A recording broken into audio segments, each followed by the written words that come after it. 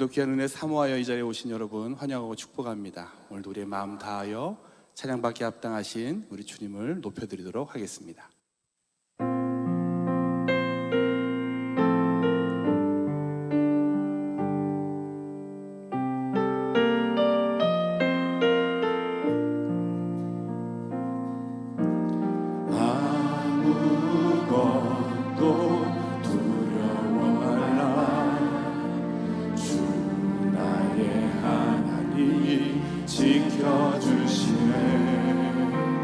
놀라지 마라, 겁내지 마라. 주님 나를 지켜주시네.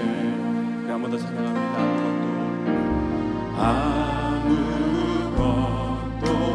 두려워 말라.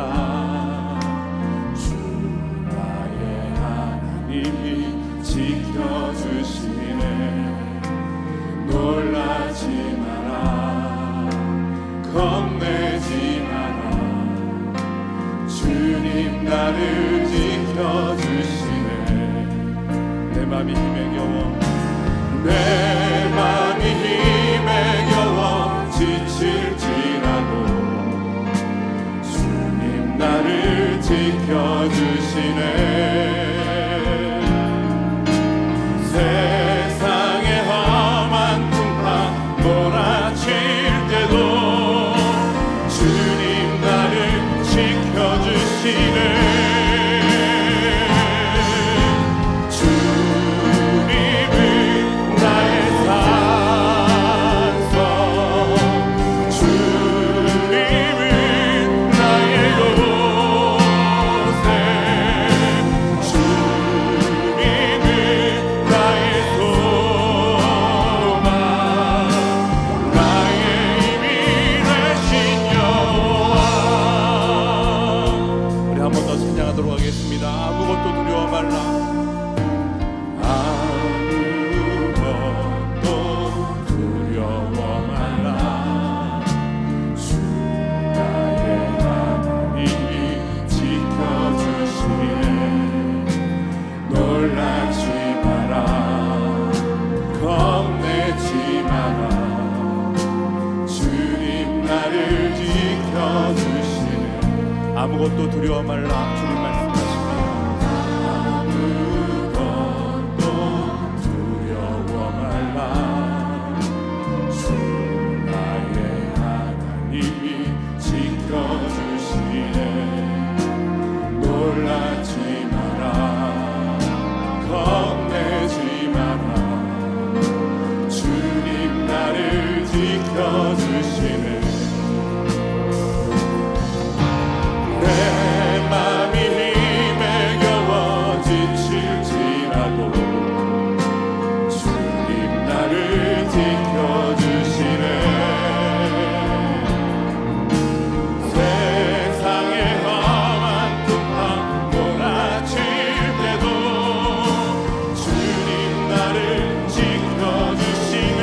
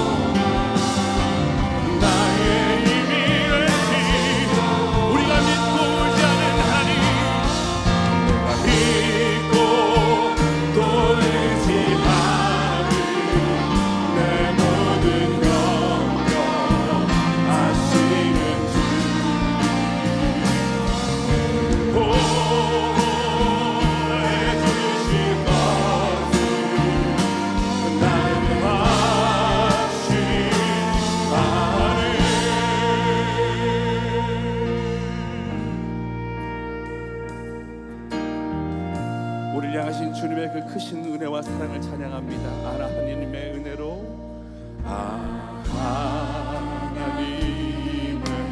은혜로 있을 데 없는 자 왜 구속하여 주는지 난 알 수 없고 왜 내게 굳센 믿음과 왜 내게 굳센 믿음과 또 복음 주셔서 내 맘이 항상 편한지 난 알 수 없고 내가 믿고 의지하는 내가 믿고 또 의지하는 내 모든 형편 아시는 주님 보여주실 것을 나는 확실히 아네 왜 내게 성령 주셔서 왜 내게 성령 주셔서 내 마음 감동해 주 예수 믿게 하는지 난 알 수 주님 언제 강림하실지 주 언제 강림하실지 복밤에 온다네 또 주님 만나 그것도 난 알 수 내가 믿고 의지하는 하나님 내가 믿고 또 의지하는 내 모든 형편 아시는 주님 보여주실 우리는 확실히 믿습니다. 나는 확실히 내가 믿고 의지하는 하나님 내가 믿고 또 의지하는 내 모든 형편 아시는 주님 보여주실 것을 나는 우리 한번 믿음의 고백으로 찬양합니다. 내가 믿고 의지하는 것을 내가 믿고 또 의지하는 내 모든 형편 아시는 주님 보여주실 것을 나는 확실히 아네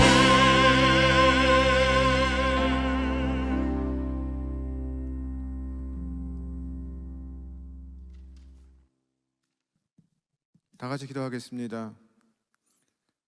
하나님이여 내게 은혜를 베푸소서. 내게 은혜를 베푸소서. 내 영혼이 주께로 피하되 주의 날개 그늘 안에서 이 재앙들이 진행하기까지 피하리이다. 내가 지존하신 하나님께 부르짖습니다. 곧 나를 위하여 모든 것을 이루시는 하나님이십니다. 하나님 아버지, 저희들 이 시간 한국교회와 성도들이 말씀에 의지하여 하나님의 은혜로우신 임재가 가득한 보좌 앞에 나아갑니다. 오직 주의 풍성하신 은혜를 따라서 저희들과 한국교회를 긍휼히 여겨 주옵소서.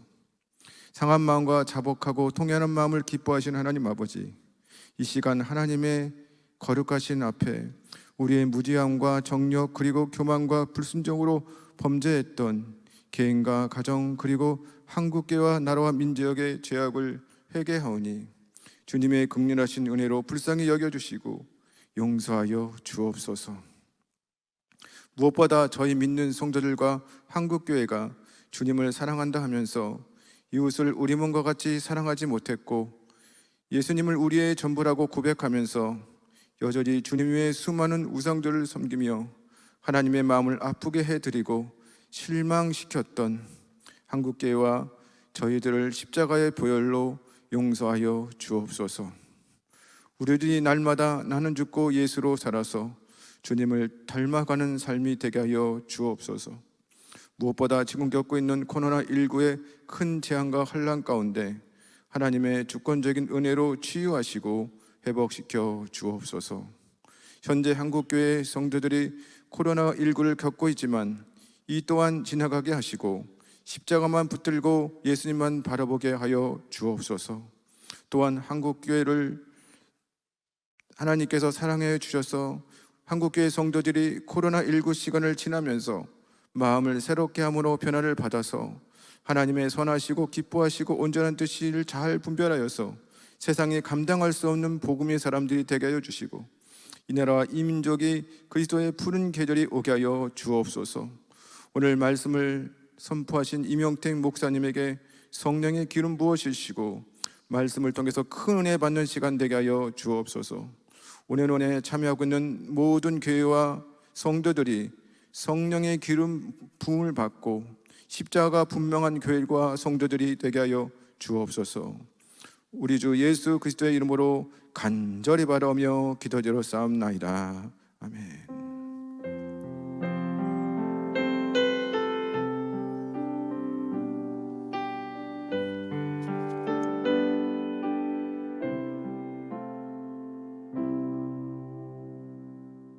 오늘 함께 나눌 하나님의 말씀은 고린도전서 13장 1절에서 3절까지의 말씀입니다.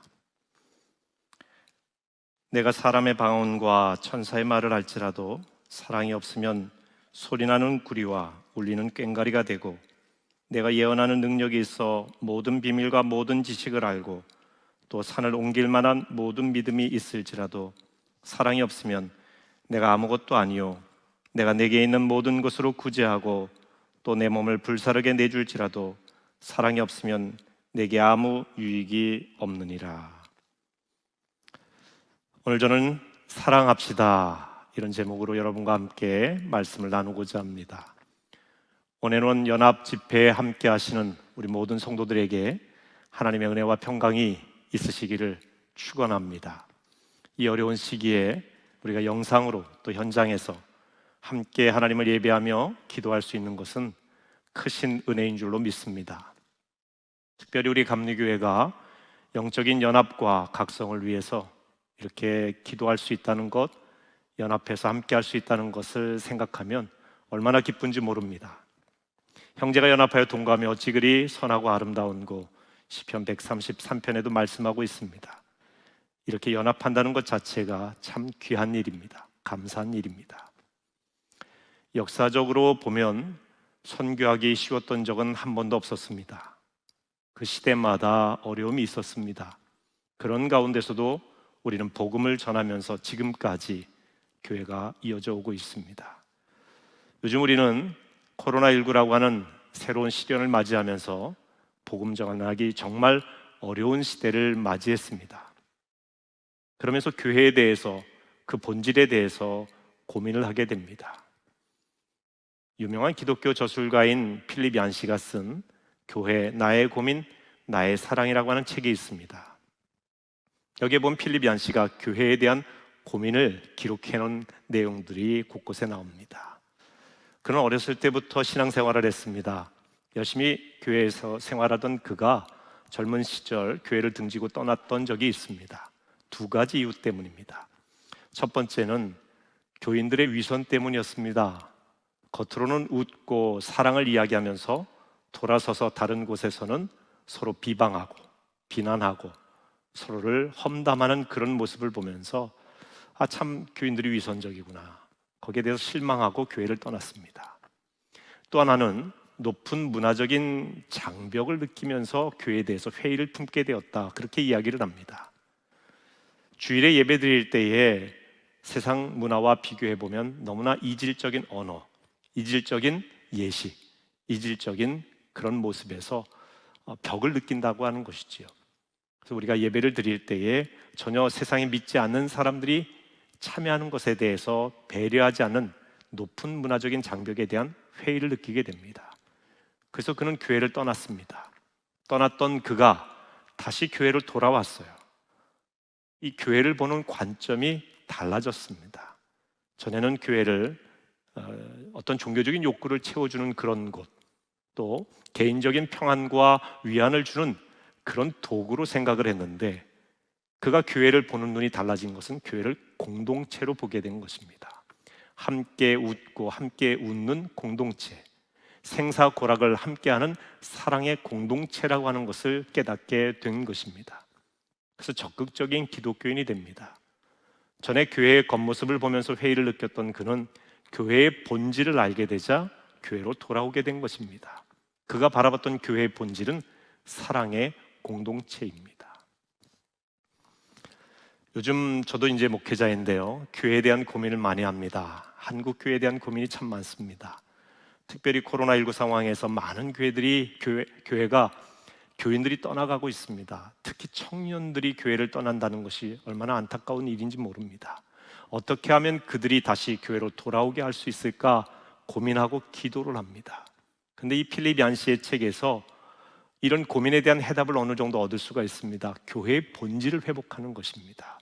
그럴 때 교인들이, 청년들이 교회로 돌아올 수 있지 않을까, 이런 기대를 우리는 가질 수 있을 것입니다. 바로 교회의 본질은 사랑의 공동체가 되는 것입니다. 하나님의 교회는 사랑의 공동체이어야 됩니다. 하나님은 사랑이십니다. 사랑하지 아니하고는 우리가 하나님을 알 수 없다고 했습니다. 그래서 하나님의 말씀을 전하고 하나님의 은혜를 전하는 교회는 당연히 사랑의 공동체가 되어야만 할 것입니다. 사랑하지 않는 교회는 하나님을 알 수도 없고 온전한 교회 모습을 갖췄다고 말할 수가 없을 것입니다. 우리는 사랑을 잃어버리고 분열하는 교회에 대해서 가슴 아파하며 기도해야 될 것입니다. 하나님은 이 세상을 사랑하시기 때문에 독생자 예수 그리스도를 보내셨습니다. 그를 십자가에 못 박아 돌아가시게 함으로 온 인류의 죄를 사하시는 은혜를 베푸셨습니다. 교회는 예수의 십자가 사랑을 전해야 됩니다. 교회는 예수의 사랑으로 소문난 교회가 되어야 됩니다. 그리고 그 사랑의 소문을 전하는 교회가 되어야 됩니다. 어려울수록 사랑이 필요합니다. 코로나19의 어려운 상황이기 때문에 우리는 더 사랑이 필요합니다. 초대교회는 어려울 때에 그리스도의 사랑을 실천했던 사랑의 공동체였습니다. 초대교회라고 할 수 있는 2세기, 3세기 때에 전 세계적으로 특별히 로마 제국에 큰 팬데믹이 있었습니다. 1차 팬데믹은 주후 AD 165년에서 180년에 일어난 소위 안토니우스 역병이라고 하는 것입니다. 당시 로마 황제 안토니우스에서 이 이름을 따온 것인데요, 이 역병으로 당시의 로마 제국의 인구 3분의 1이 목숨을 잃었습니다. 한스 진저라고 하는 학자는 이것은 최초의 인류에 나타난 천연두였을 것이다, 이렇게 이야기합니다. 2차 팬데믹은 주후 249년에서 262년 10여 년 동안 걸쳐서 광범위하게 일어났습니다. 도시, 농촌 할 것 없이 온 사방에서 이 팬데믹으로 인해서 고생을 했는데, 학자들에 의하면 이 팬데믹은 홍역이었을 것이다, 이런 이야기를 합니다. 당시에 이 2차 일어난 팬데믹으로 인해서 하루에 로마에서만 5천 명이 목숨을 잃었습니다. 그런데 중요한 것은 이런 역병이 창궐했을 때 교회가 보여준 모습입니다. 사람들은 다 피했습니다. 숨었습니다. 접촉도 꺼려했죠. 물론 그렇게 해야 될 것입니다. 그러다 보니까 역병은 더욱더 번져가는 그런 상황에 있었습니다. 당시 기독교인들은 자신도 감염이 될 수 있는 위험한 상황이었지만 지혜롭게 환자들을 돌보는 일을 했습니다. 방치하게 되면 역병이 더욱더 확산되기 때문에 그렇습니다. 위험을 무릅쓰고 이 환자들을 돌보며 어려운 사람들을 도왔던 기독교인들을 세상은 파라볼로노이라고 불렀습니다. 그 의미는 위험을 무릅쓰는 자들이라고 하는 뜻입니다. 기독교인들은 위험을 무릅쓰고 고통당하는 이웃에게 그리스도의 사랑을 펼쳤습니다. 이런 사랑의 실천으로 교회는 부흥했습니다. 이교도들이 기독교인이 되는 일이 속출했습니다. 이렇게 일어난 초대교회의 역병으로 인해서, 이런 팬데믹으로 인해서 로마 제국은 정치적으로 쇠퇴하는 길을 걷게 됩니다. 그런데 반면에 기독교회는 영적으로 오히려 부흥하는 기회가 되었습니다. 교회가 절망 중에 빠진 사람들에게 그리스도의 사랑을 실천했기 때문에 그렇습니다. 사람들에게 영원한 삶의 소망을 불어넣어 주었기 때문에 그렇습니다. 오늘날 이 팬데믹 상황에서 한국 교회가 할 일도 분명합니다. 사랑을 실천하는 것입니다. 말과 혀로만 사랑하는 것이 아니라 행함과 진실함으로 사랑을 실천하는 것입니다. 사랑은 이론이 아닙니다. 삶입니다. 사랑은 명사가 아니라 동사입니다. 사랑은 혀끝으로만 하는 것이 아니라 발끝으로 하는 것입니다. 사랑은 은사 중에 은사입니다. 은사에 대해서 이야기하는 고린도전서 12장 은사장에 보면 다양한 은사 이야기가 나옵니다. 근데 맨 마지막 절에 이렇게 말씀하고 있습니다. 너희는 더욱 큰 은사를 사모하라. 내가 또한 가장 좋은 길을 너희에게 보이리라. 이렇게 말씀하고 있습니다. 여기서 더욱 큰 은사는 바로 사랑을 말합니다. 가장 좋은 길도 역시 사랑입니다. 사랑이 가장 좋은 길이요, 사랑이 은사 중에 은사입니다. 최고의 은사입니다. 아니, 이 사랑이 없으면 다른 은사는 무의미합니다. 은사장인 고린도전서 12장 이후에 고린도전서 13장 사랑장이 등장합니다. 모든 은사의 근원인 사랑에 대해 집중적으로 말씀하고 있는 이 사랑장의 첫 절은 이렇게 말씀하고 있죠. 내가 사람의 방언과 천사의 말을 할지라도 사랑이 없으면 소리나는 구리와 울리는 꽹과리가 되고, 이렇게 말씀하고 있습니다. 예수님께서 승천하신 이후에 제자들은 마가다락방에 모여서 기도에 전혀 힘썼습니다. 뜨겁게 기도했습니다. 120문도가 모여서 예수님이 말씀하신 성령을 기다리며 기도했습니다. 오순절 날이 이르자 성령께서 임하셨습니다. 불의 혀같이 강력하게 임하셨습니다. 바람같이 임하셨습니다. 성령이 임하자 나타난 가장 첫 번째 은사가 방언이었습니다. 사람들은 하나님과 친밀하게 깊게 교제하는 방언을 말하게 되었습니다. 방언은 하늘의 언어입니다. 방언은 천사의 말이지요. 이 방언의 은사는 은사의 가장 기본이요 중요한 은사, 고귀한 은사입니다. 그런데 오늘 말씀해 보니까 이 고귀한 방언도 천사의 말도 사랑이 없으면 소리나는 구리와 울리는 꽹과리가 된다는 것입니다. 사랑이 없는 방언과 사랑이 없는 천사의 말은 시끄러운 소음에 불과하다는 이야기입니다. 듣기 싫은 소리가 된다는 이야기입니다. 사랑에 대해서 언급하면서 가장 먼저 이야기한 것은 언어에 대한 부분입니다. 여기에 우리가 좀 주목할 필요가 있습니다. 겉으로는 천사처럼 말하면서 속에 사랑이 없으면 아무 소용이 없다는 이야기죠. 사랑이 담긴 말은 어느래도 사람에게 감동을 줍니다. 사람의 마음과 삶의 변화를 줍니다. 사랑이 진정한 말의 능력이라고 하는 말입니다. 그런데 요즘 우리 사회는 너무나 거친 말이 많습니다. 그리고 거짓말도 많습니다. 거친 말과 거짓말이 난무하는 세상입니다. 요즘 SNS상에 보면은 얼마나 악플이 많이 달리는지 모릅니다. 심지어 어떤 연예인은 그 악플 때문에 극단적인 선택을 하기도 합니다. 가슴 아픈 일입니다.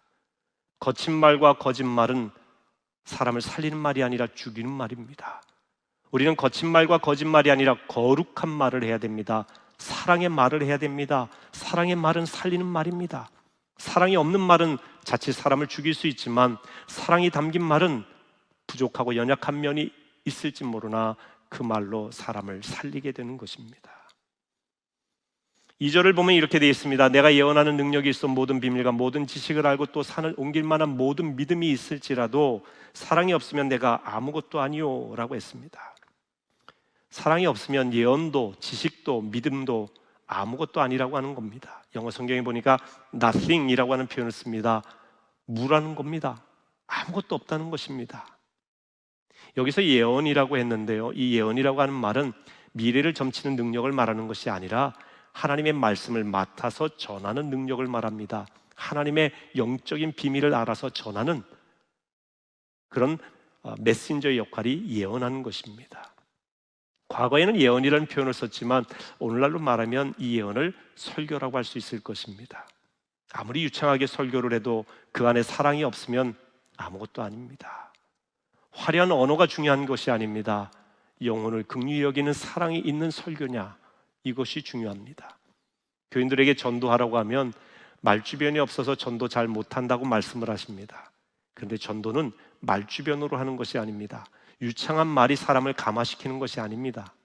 그 안에 영혼을 긍휼히 여기는 사랑이 있느냐, 이것이 중요합니다. 사랑을 품고 전할 때에 그 사람에게 그것이 전이가 되는 것이죠. 감화 감동이 일어납니다. 사랑이 삶을 변화시키고 감동을 줍니다. 그래서 영혼을 전도하기 위해서는 말 이전에 사랑이 우선입니다. 또한 사랑은 지식보다 중요하다고 했습니다. 세상에 지식이 얼마나 중요합니까? 그러나 사랑이 없는 지식은 매우 위험합니다. 악한 일의 도구가 될 수 있기 때문에 그렇습니다. 요즘 우리는 자녀들을 좋은 대학에 보내려고 무척 애를 많이 씁니다. 왜? 지식이 중요하기 때문에, 학벌이 중요하기 때문에, 세상에서 성공하려면, 좋은 직장 얻으려면, 연봉 많이 받으려면 지식이 있어야 된다고 지식을 가르칩니다. 그런데 사랑을 잘 가르치지 않습니다. 그러다 보니까 그 내면이 공허합니다. 지식은 많은데 사랑이 없어요. 지성은 풍부한데 영성이 없습니다. 마음이 허전한 거예요. 그러다 보면 판단력을 상실해서 극단적인 선택을 하는 경우도 있습니다. 참 가슴 아픈 일들이 많이 우리 주변에서 벌어지고 있습니다. 지식보다 중요한 것이 사랑입니다. 사랑이 바탕이 된 지식일 때 그것이 지혜가 되는 것이지요. 악한 일의 도구가 되지 않도록 사랑이 있는 지식을 얻으시기를 바랍니다. 지식으로는 사람을 움직이지 못하지만 사랑이 있으면 사람을 움직이게 할 수 있어요. 변화시킨다는 것입니다. 그래서 예언이나 지식보다 사랑이 우선입니다. 또한 사랑은 산을 옮길 만한 믿음보다도 더 귀하다고 했습니다. 남들은 걱정하며 시도하지도 못하는 일들을 믿음을 가지고 담대하게 시도하시는 분들이 있습니다. 산 같은 믿음을 가지신 분들입니다. 대단한 일입니다. 정말 부러운 일이기도 합니다. 하지만 사랑이 없이 행하는 그런 산 같은 믿음도 아무것도 아니라고 성경은 말씀하고 있습니다. 사랑이 제일입니다. 사랑이 영원하기 때문에 그렇습니다. 또 사랑이 없으면 구제와 희생도 무익합니다. 3절에 이렇게 말씀하고 있지요. 내가 내게 있는 모든 것으로 구제하고 또 내 몸을 불살하게 내줄지라도 사랑이 없으면 내게 아무 유익이 없느니라. 모든 것을 다 들여서 구제하는 일, 참 대단한 일입니다. 귀한 일이고요. 매스컴에 나올 만한 일입니다. 자신의 몸을 불사르게 내어주는 일, 쉬운 일이 아닙니다. 엄청난 일입니다. 그 용기도 대단합니다. 하지만 사랑이 없으면 아무 유익이 없다고 성경은 말씀하고 있습니다. 오직 사랑으로 행한 것만 남습니다. 그래서 우리 교회의 아버지 교부였던 성 어거스틴은 이렇게 말하죠. 사랑만이 하나님의 자녀와 마귀의 자녀를 구분한다. 우리는 하나님의 자녀입니다. 하나님의 자녀는 사랑으로 승부합니다. 세상적인 것으로 비교하거나 자랑하지 않습니다. 사실 우리가 추구하는 물질, 지식, 외모, 건강, 시간이 지나면 다 사라질 것들입니다. 바울의 표현대로 말하면 배설물이라고 하는 이야기입니다. 시간이 지나면요, 비교 가치가 떨어져요. 평준화됩니다. 그게 그겁니다. 이런 이야기를 합니다. 나이가 50이 지나면 미모의 평준화가 일어난다고 합니다. 전에는 예쁘다, 멋있다, 잘생겼다 하는데 50이 지나면 둥글둥글 비슷해진다고 합니다. 60이 지나면 배운 사람이나 못 배운 사람이나 지식의 평준화가 일어난다고 합니다. 왜냐하면 배운 걸 기억을 잘 못해요. 잊어버립니다. 기억력이 현저히 떨어지죠. 살아온 지혜로 살아가는 겁니다. 그래서 지식의 평준화가 일어난다, 그런 이야기를 합니다. 70을 넘기면요, 부자나 그렇지 않은 사람이나 비슷해진다고 해요. 그러니까 부의 평준화가 일어난다. 왜냐하면 쓰고 싶어도 쓸 수 있을 만한 기력이 없어지는 거예요. 80과 90을 넘기면 살아계신 분이나 돌아가신 분이나 크게 차이가 나질 않는답니다. 건강과 생사의 평준화가 일어난다고 합니다. 죽음을 깊이 생각할 나이가 되죠. 모두 건강 때문에 힘들어 하십니다. 사람들이 목숨 걸고 추구하는 지식, 학벌, 물질, 외모, 건강, 영원하지 않다는 겁니다. 세월과 함께 다 사라져가는 것들입니다. 여기에 목숨을 거는 것은 어리석은 일입니다. 그러나 한 가지 남습니다. 사랑이 남습니다. 사랑으로 행한 일은 아무리 작은 일이라 할지라도 남습니다. 하나님이 귀하게 보십니다. 시편 62편 12절에 보면 하나님은 우리가 행한 대로 갚으시는 분이라고 말씀하고 있습니다. 행한 대로 갚으시는 분이, 사랑으로 행한 대로 하나님이 그대로 갚으십니다. 사랑으로 행한 것은 반드시 남습니다. 끝까지 남습니다. 저는 2005년도에 백혈병 환자에게 골수를 기증해 준 일이 있습니다. 저는 이제 그 전에 골수은행에 골수를 기증할 의사를 오래전에 이제 밝혔습니다. 2005년도에 골수은행이라고 하기도 하고요. 요즘은 조혈모세포은행이라고 하는데요. 거기 코디네이터 되시는 분이 제게 전화를 했어요. 언제 골수 기증하시기로 약속을 하셨죠? 선생님과 골수가 맞는 백혈병 환자가 계십니다. 골수를 기증하시기로 한 그 약속 지금도 유효하시지요? 제게 그렇게 전화해서 질문을 하는 겁니다. 처음에는 당황스러웠습니다. 사실은 제가 교육목사 시절에 교회 학교에 있었던 한 어린아이가 골수가 필요해서 교인들과 함께 그때 기증 의사를 밝혔던 것이거든요. 그런데 그 이후 5년 만에 연락을 받은 거예요. 생각지 못했을 때 연락을 받았습니다. 그래서 제가 주저하고 있으니까 그 코디네이터가 또 이렇게 얘기합니다. 선생님이 골수를 기증해주면 이 백혈병 환자가 살 수 있습니다. 살 수 있다는 이야기를 하니까 마음이 찌릿합니다. 내가 하나님께 그 순간 기도했어요. 하나님, 어떻게 할까요? 그때 하나님께서 제 마음속에 깨달음으로 명료하게 말씀해 주시는 것 같아요. 이렇게 말씀하시는 것 같습니다. 너 그동안 말로만 설교하지 않았니? 몸으로 설교할 차례다. 기증하라고 하는 말씀이죠. 제가 그래서 그 자리에서 기증하겠습니다. 의사를 밝혔어요. 곧바로 기증하는 줄 알았더니 그렇지 않고요. 2달여 동안 제 건강 상태를 다 검사를 합니다. 제가 건강해야 기증해 줄 수 있으니까. 그리고 이제 골수에서 피를 많이 뽑아내야 되기 때문에 자가 헌혈을 3차례나 했습니다. 제 피를 뽑아서 제가 피를 주고 난 다음에 저한테 다시 주입을 하는 것이죠. 그 기간이 2달이 조금 지났어요. 그리고 최종적으로 담당 의사가 골수 기증을 할 수 있는 건강 상태라고 하는 판정이 나와야 제가 기증을 할 수 있습니다. 당시에 이제 고려대학교 안암병원에서 제가 기증을 하게 되었는데 거기 담당 의사 선생님 앞에 딱 앉게 되었어요. 저는 그 과정 중에 이 골수 기증이 장기 기증과 같은 거구나. 이걸 알게 되면서 두려운 마음도 사실 있었습니다. 건강이 허락하지 않으면 기증 못하는 것이지 어떻게 하나 했는데 그 선생님이 그러시는 거예요. 목사님이시군요. 술, 담배 안 하셔서 그런지 피가 아주 깨끗하고 기증하기 아주 좋은 상태이십니다. 건강하다는 겁니다. 그래서 제가 기증을 했습니다. 지금은 좀 방식이 달라졌어요. 골수 기증 방식이. 근데 그때 당시에는 골반의 양쪽에서 그 뼛속에 의학 드릴로 뚫어서 피를 뽑아냅니다. 페트병 하나에 굉장히 많은 양을 뽑아내죠. 그러니까 보통 수술은 아닙니다. 수술하고 나서 별로 아프지 않다고 했는데 뼈를 뚫었는데 아프지 않을 리가 없는데요. 아프지 않다는 말에 그냥 안심하고 했는데 무척 아팠습니다. 그 가운데 제가 주님께서 그 보혈의 손으로 만지시는 체험도 하면서 놀라운 체험도 있었어요.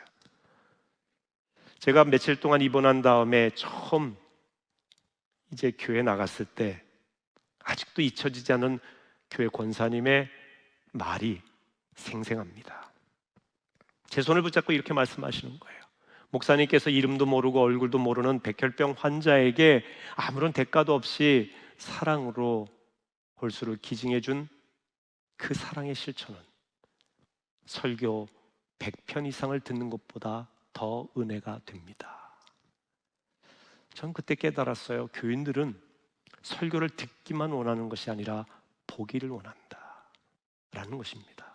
세상 사람들도 마찬가지일 겁니다. 목회자의 설교를 듣기만 원하는 것이 아니라 보기 원할 것입니다. 당신들이 말만 하지 말고 사랑을 보여달라고 이야기하는 것 같았습니다. 여러분, 사랑은 이론이 아닙니다. 삶이죠. 실천입니다. 그리스도인들은 위험을 무릅쓰고라도 사랑을 실천하는 이 시대의 파라볼로 노예가 되어야 됩니다. 예수 향기가 나야 됩니다. 코로나19 상황입니다. 전 세계가 위기라고 말합니다. 근데 여러분, 이 위기라고 하는 말은 위험하다라고 하는 말과 기회라고 하는 말이 합쳐진 말입니다. 코로나19 전염병으로 확진이 될까 참 두려워하면서 이 위험한 시대를 살고 있습니다. 하지만 이 위험한 시대에 교회는 새로운 이 위기의 시대에 기회를 생각해야 됩니다. 변화되어야 될 기회라고 생각해야 됩니다. 이전보다 더욱더 탁월한 사랑을 실천할 기회라고 생각해야 됩니다. 자기 중심적이고 개교회 중심적이라는 교회에서 사랑 실천에 탁월한 교회라고 하는 소문이 나야 됩니다. 역사적으로 위기의 때는 교회가 영적으로 각성할 때였습니다. 위기를 극복하는 교회는 부흥했습니다. 사랑으로 이 위기를 극복하십시다. 기도하면서 이 위기를 극복해 나가십시다. 하나님이 역사하실 것입니다. 사람들은 사랑이 어렵다고 말합니다. 사랑이 어려운 이유가 무엇일까요? 내가 사랑하려고 하기 때문에 그렇습니다. 우리는 주님이 내게 준 그분의 사랑으로 사랑하는 겁니다. 내가 사랑하는 게 아니라 그분의 사랑이죠. 내 사랑이 아니라 그 사랑입니다. 우리가 어떻게 원수를 사랑하겠습니까? 어떻게 우리를 핍박하는 자를 위해 기도하겠습니까? 우리가 어떻게 우리 자신까지 내어주면서 우리의 이웃을 사랑할 수 있겠습니까? 불가능합니다. 할 수 없습니다. 그런데 우리가 하나님의 자녀라는 사실을 깨달을 때, 우리를 자녀 삼기 위해서 하나님께서 어떤 희생을 치르셨는지 깨달을 때, 내가 얼마나 큰 죄인인지, 나 같은 죄인을 살리신 하나님의 사랑과 은혜가 얼마나 큰지 이것을 깨닫게 될 때, 그분의 사랑이 우리 안에 부어질 때 우리는 그분의 사랑으로 사랑할 수밖에 없게 되는 것입니다. 내 의지로 사랑하는 게 아니라, 내 결단으로만 사랑하는 것이 아니라 그분의 사랑이 부어질 때 사랑할 수 있게 되는 것입니다. 예수님께서는 제자들을 훈련시키실 때 먼저 전도하도록 내어보내시지 않았습니다. 함께 있게 하셨어요. 예수님과 동행하게 하셨습니다. 예수님의 사랑을 경험하게 하셨고, 예수님의 말씀을 먹게 하셨고, 예수님께서 어떤 분이신지를 함께 교제하며 누리도록 하셨어요. 예수님의 사랑을 먹고 말씀을 먹은 제자들을 이제 세상으로 파송을 하신 것이죠. 여러분, 우리가 사랑을 실천하는 것이 우선이 아니라 그분의 사랑을 경험하는 것이 우선입니다. 그분의 사랑을 경험하게 되면 사랑할 수밖에 없게 돼요. 여러분, 주님은 지금도 여러분을 사랑하십니다. 그분의 사랑은 다함이 없는 사랑입니다. 세상의 환난도, 기근도, 적신도, 칼도, 위험도 그분의 사랑에서 우리를 끊어놓을 수가 없습니다.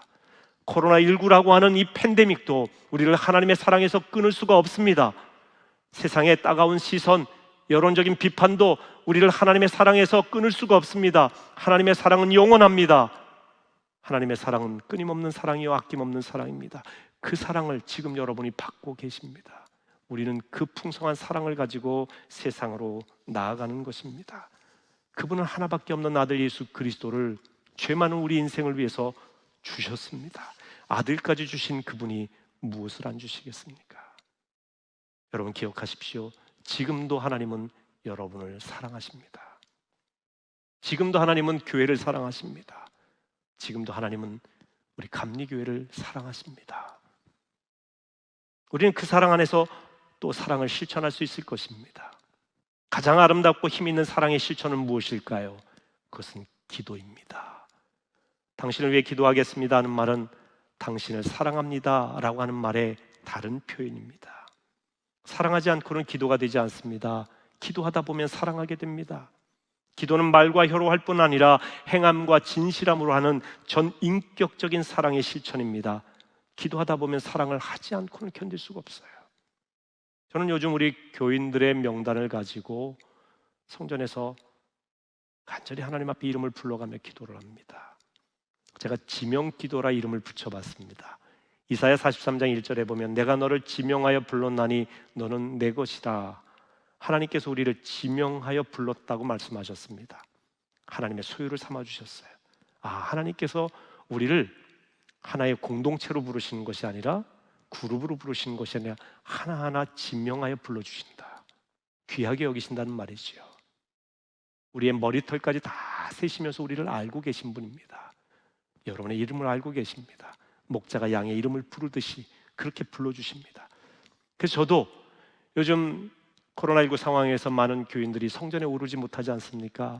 성전에 나오시는 분들도 오지 못하는 여러 가지 사정이 있어서 오지 못하는 분들의 이름도 하나님 앞에 간절히 불러가며 그들의 기도 제목을 가지고 기도할 때 가슴이 벅차오릅니다. 뜨거워지고요.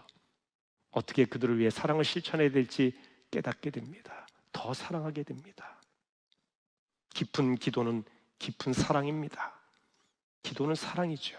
가족을 사랑한다면 가족을 위해 기도하십시오. 자녀들의 이름을 불러가며 기도하십시오. 요즘은 눈물로 자녀를 위해 기도하는 부모님이 절대적으로 필요할 때입니다.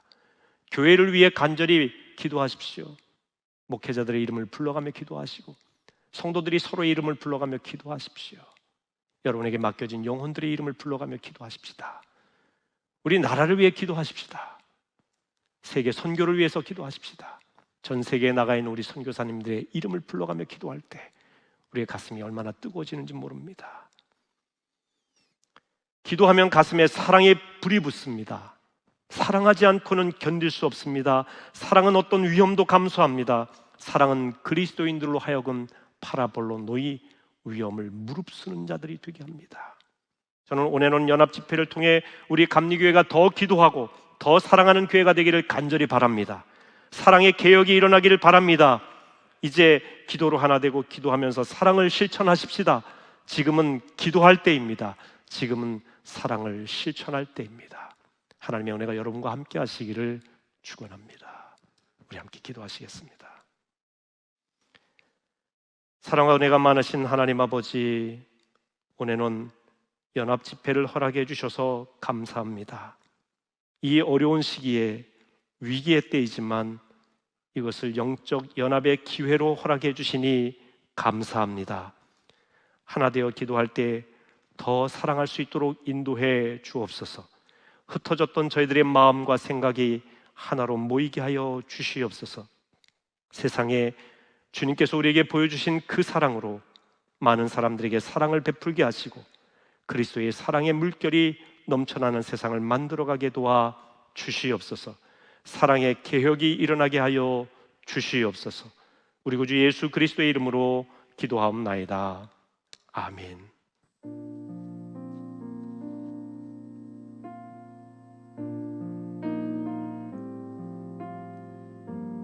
할렐루야. 이 시간 우리 오늘 말씀을 기억하시면서 함께 기도하시도록 하겠습니다. 첫 번째 우리가 함께 기도하기를 원하는 기도 제목은 사랑하는 삶을 살게 하옵소서. 사랑하게 해달라고 기도하도록 하겠습니다. 목사님 말씀하시면서 이렇게 말씀하셨습니다. 우리가 하나님을 위하여 그 무엇을 한다 할지라도 그것이 예언이든 그것이 믿음이든 그것이 방언이든 그것이 뭐든 은사라 할지라도 오늘 그 안에 사랑이 없으면은 하나님 함께 하지 않는다라 그랬습니다. 또 우리가 오늘 사랑이 없으면 하나님 없는 그런 삶이라고 말씀하셨습니다. 사도 요한은 우리에게 말씀하십니다. 하나님은 사랑이시라. 사랑하지 않으면 하나님을 알 수 없다고 했습니다. 여러분, 사랑이 해답입니다. 사랑할 때 내가 회복되고요. 사랑할 때 가정이 회복되고 사랑할 때 교회가 회복되는 것입니다. 우리가 왜 회복되지 않습니까? 왜 여전히 문제가 되는 겁니까? 그 이유는 내가 사랑하지 않기 때문입니다.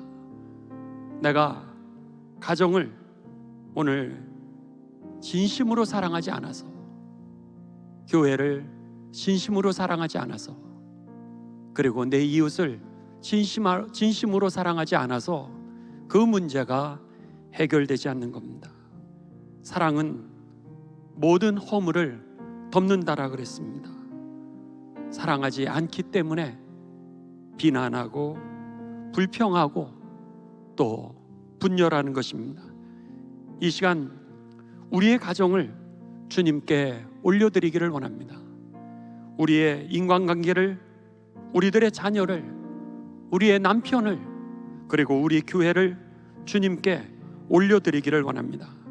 내가 사랑하겠다고, 내가 사랑의 공동체가 되겠다고, 내가 뜨겁게 사랑하겠다고, 전심으로 사랑의 모든 것을 녹이겠다라고, 힘달라고, 이 시간 우리 다 같이 한 목소리로 함께 기도하도록 하겠습니다. 하나님 감사를 드립니다. 하나님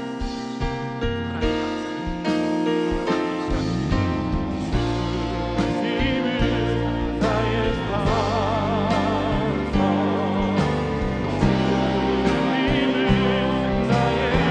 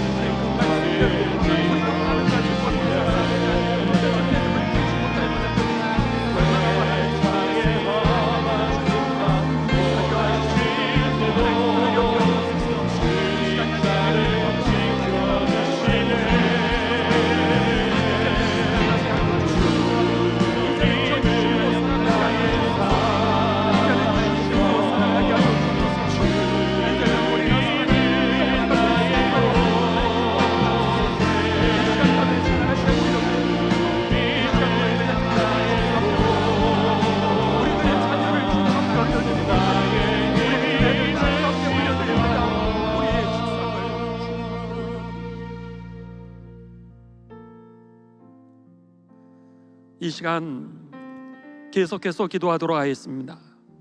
두 번째 우리가 함께 기도하기를 원하는 기도 제목은 거룩한 삶을 살아가게 하여 주옵소서. 거룩한 삶을 위하여 기도하도록 하겠습니다. 목사님 말씀해 주시면서 거룩한 말이 사랑이요, 거룩한 말이 살리는 것이라고 말씀하셨습니다. 주님 말씀하십니다. 내가 거룩하니 너희도 거룩할지어다. 그렇습니다. 거룩하게 사는 것, 그것이 바로 주님과 동행하는 삶입니다. 거룩하게 사는 것, 그것이 사랑을 실천하는 삶입니다. 이 시간 여러분, 우리의 언어를 주님께 올려드리겠다라고 기도하시기 바랍니다. 주님, 우리들의 생각을 주님께 올려드립니다. 주님, 우리들의 마음을 주님께 올려드립니다. 주님, 우리들의 습관을 주님께 올려드립니다. 주님, 우리들의 생활을 주님께 올려드립니다. 주님, 성령으로 거룩하게 하여 주시옵소서. 내 안에 거룩함이 회복되게 하시고 주님과 늘 통행하는 삶이 되게 하여 주시옵고, 내 삶 자체가 예배가 되게 하여 주셔서 날 보느니 예수님이 생각나는 거룩한 일생이 되게 해달라고, 이 시간 거룩한 삶을 위하여 우리 다 함께 기도하도록 하겠습니다. 하나님, 감사를 드립니다. 이 시간 우리들의 삶을 주님께 올려드립니다. 하나님, 거룩하게 하여 주셔서 거룩하게 하시면서 우리들에게 원하옵소서. 내 삶이 하나님의 맡겨질 수 있도록 하나님 도와주옵소서. 우리들의 말이, 우리들의 언어가 하나님 거룩하게 되게 하여 주옵소서. 우리들의 생각이 거룩해지게 하여 주옵소서. 우리들의 하나님 행동이 거룩해질 수 있도록 인도하여 주옵소서. 우리의 습관을 주님께 올려드립니다. 주님, 거룩하게 하여 주옵소서. 우리들의 안에 계획을 주님께 올려드립니다. 주님, 거룩하게 하여 주옵소서. 우리의 영광을 없이 많은 사람들을 볼 수 있도록 인도하여 주옵소서. 하나님, 내가 열하여 하나님의 영광을 되게 하여 주옵소서. 내가 하나님 나라로 주의 뜻을 실현할 수 있는 우리들의 삶에 올릴 수 있도록 하나님 거룩하게 하여 주옵소서. 하나님, 거룩한 언어에 거룩한 생각이 하나님 우리들의 삶을 통하여 순도가 되게 하여 주옵소서. 날 보는 예수님이 생각나는 거룩한 일생이 될 수 있도록 하나님 인도하여 주옵소서. 나의 존재 자체가 하나님 예배가 되어질 수 있도록 인도하여 주옵소서. 내가 소유자가 하나님 영광 받으시고 주의 뜻이 성취되어지는 거룩한 일생이 될 수 있도록 하나님 인도하여 주옵소서. 내가 진짜 거룩하게 하나님 거룩하지 아니하고 거룩하게 말하지 아니하고 거룩하게 생각하지 아니하고 거룩한 우리의 삶의 모습을 잃어버린 우리가 하나님의 영광을 가지고 하나님 주님의 뜻을 하나님 우리가 이루지 못하였던 적이 얼마나 많은지 모르겠습니다.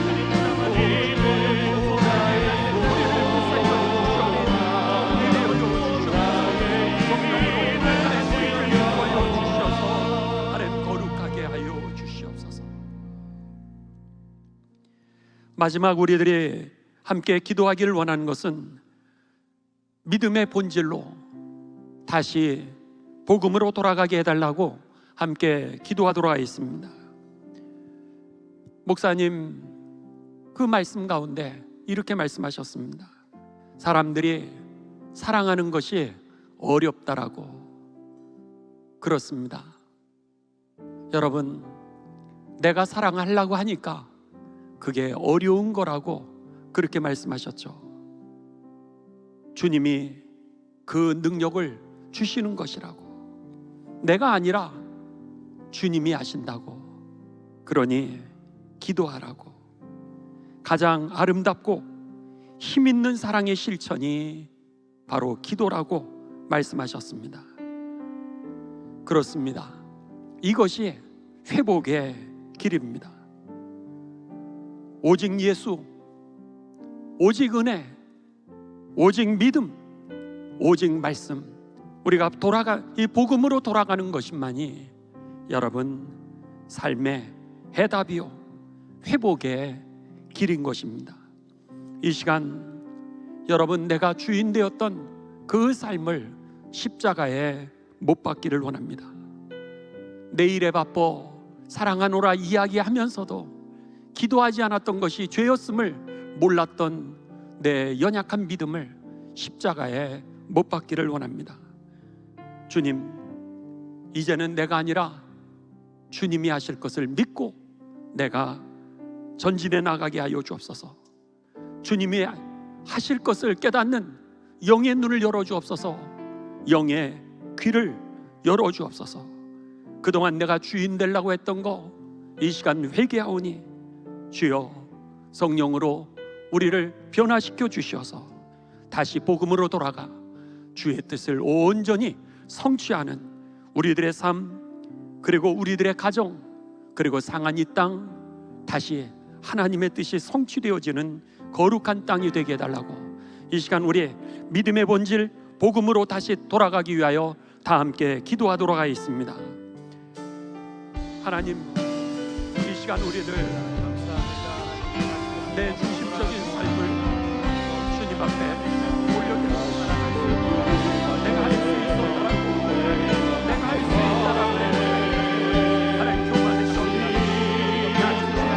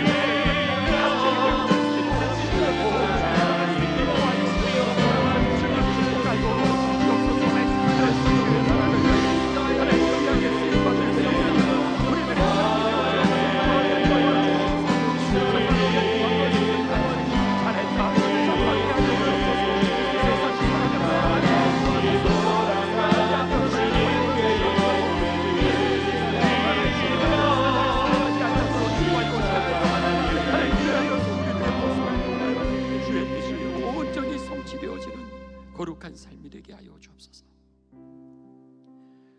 하나님 감사를 드립니다. 하나님 감사를 드립니다. 온 만물을 창조하시고 이 역사를 주관하시면서 우리들의 삶을 구원하여 주시오니 하나님 감사를 드립니다. 부족하고 연약하고 쓰러질 수밖에 없고 하나님 시험 들 수밖에 없는 우리들의 모습인데도 불구하고 성령으로 함께하여 주셔서 예수님의 이름으로 날마다 새롭게 일어날 수 있도록 인도하여 주시오니 감사를 드립니다. 성령 충만하게 하여 주셔서 하루의 삶이 날마다 회개하는 삶이 되게 하여 주셨고 날마다 거듭나게 하여 주셔서 주의 영광을 보고 우리들의 모습을 통하여 주의 뜻을 온전히 성취하는 거룩한 일생이 되게 하여 주시옵소서. 지난 4주 동안 전국의 주님을 사랑하는 교회와 성도들이 함께 모여 하나님께 영광의 예배를 올려드리게 하여 주시오니 감사를 드립니다. 시간마다 성령으로 임재하여 주셔서 성령 충만하여 회복하게 하심을 감사드립니다. 시간마다 하나님 말씀하여 주셔서 저희로 하여금 거듭나게 하시오니 더더욱 감사를 드립니다. 시간마다 기도하게 하여 주셔서 저희로 하여금 돌아서게 하시고 돌아오게 하시고 회개하게 하시오니 감사를 드립니다. 이제 복음의 본질로 저희들이 돌아가기를 소원합니다. 오 주여, 성령으로 인도하여 주시어서 거룩하게 하여 주시옵고 천군 천사로 보호하여 주시어서 하나님 승리하게 하여 주옵소서. 그래요 날마다의 삶이 주님과 통행하는 삶이 되게 하여 주셔서 온전히 주님의 뜻을 이루는 교회와 저희들의 삶이 되게 하여 주시옵소서. 이제는 우리를 죄에서 구원하여 주신 예수님의 십자가의 보혈의 사랑과 예수님을 보내주시어서 우리를 끝까지 포기하지 아니하시는 하나님 아버지의 무한하신 사랑하심과 우리를 거룩하게 하사 주님과 동행하게 하시고 주님의 뜻을 이루게 하시는 성령님의 교통하심이 이 시간 사랑의 사명자로 일어나 날마다 주님과 동행하고 교회와 세상의 빛이 되어 이제 찬송하며 전진해 나아가 가정과 교회와 우리 한국 감리교회와 상한 이 땅 위에 빛과 소금의 역할을 잘 감당하여 후회 없는 삶을 살아가겠다고, 그리고 많은 영혼 구원하여 하나님께 칭찬받는 삶이 되겠다라고 결단하는 우리 모두 위에 지금부터 영원토록 함께 하시기를 간절히 축원하옵나이다. 아멘.